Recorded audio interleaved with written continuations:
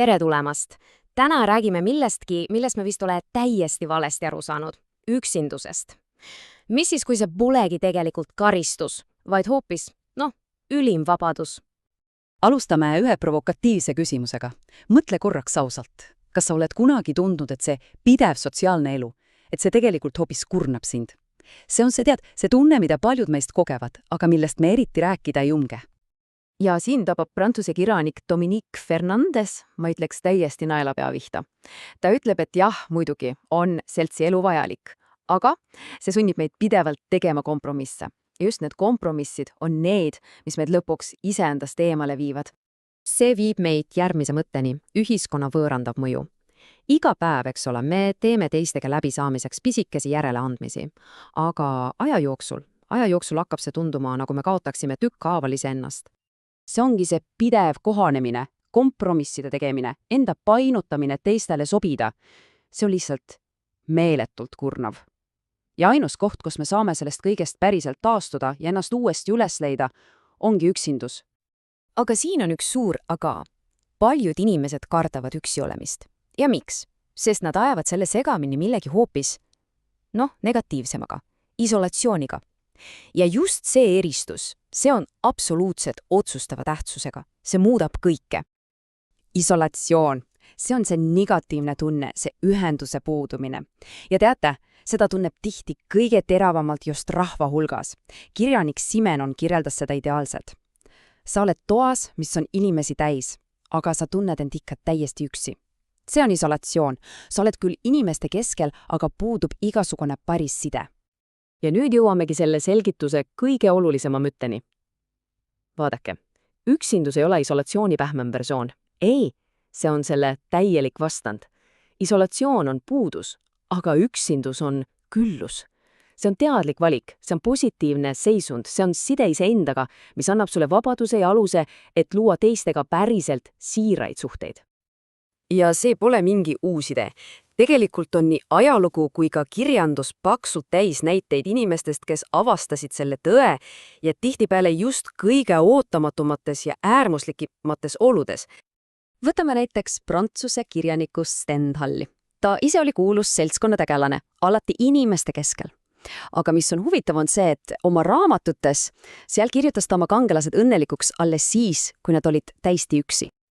Tema kõige kuulsamad tegelased nagu Julien Sorel või Fabrice del Dongo, nad leiavad oma tõelise õnne ja vabaduse. Vanglas, just seal, eemal ühiskonna nõudmistes ja ootustes, avastavad nad, mis tunne on olla päriselt vaba. See füüsiline eemaldumine maailmast ongi see, mis nad lõpuks vabastab. Aga okei, see on kirjandus, kuid elu ise pakub veelgi, ütleme, dramaatilisemaid näiteid. Lev Tolstoi. Ta oli oma naise Sofjaga abiellus, mõelge korraks, 48 aastat. Ja siis 82-aastaselt ta lihtsalt põgenes sellest abielust. Ta põgenes, et üksi surra. Ta isegi keeldus oma naist surivoodile laskmast. Nende suhe oli muutunud vanglaks. See on muidugi äärmuslik näide, aga see näitab nii ilmekalt, kuidas isegi kõige lähedasem side võib muutuda lämmatavaks. Nii lämmatavaks, et ainus pääsete tundub olevat täielik absoluutne üksindus. See viib meid võib-olla kõige võimsama metafoorini selle sisemise rännaku kohta ja see tuleb ühest väga ootamatust kohast, nimelt kurdiks jäämise kogemusest. Mõelge sellele needus või õnnistus. See tundub ju kohutav saatuseks, aga mitme ajaloo suurima kunstniku jaoks sai just sellest kuulmise kaotusest võti nende geniaalsuse avamiseks. Sellest sunnitud eemaldumisest sai hoopis nende suurim loominguline eelis. Ja see muster on täiesti hämmastav. Me räägime siin renessanssi ja diplomaatist Ransardist, kes hakkas luuletama, maalikunstnik Goyast, kelle loomine muutus täiesti teistsuguseks, heliloojast Smetanast ja muidugi Beethovenist. Nad kõik kaotasid kuulmise, aga leidsid selle asemel midagi täiesti uut. Keskendume korraks just Beethovenile. Kui me vaatame tema muusikat enne ja pärast kurtust, on vahe kolossaalne. Enne oli see sarmikas, klassikaline, teistest inspireeritud.